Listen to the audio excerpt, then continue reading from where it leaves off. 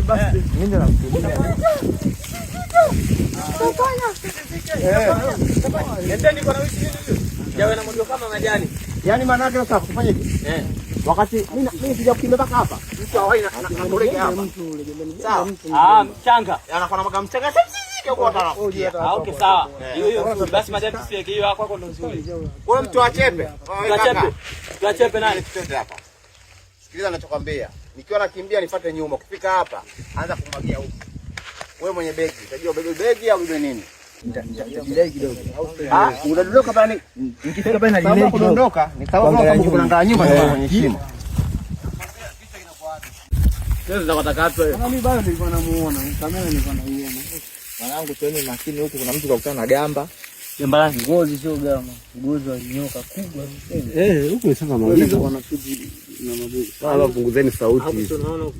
Hapo tunaona nani kanini? Sauti hata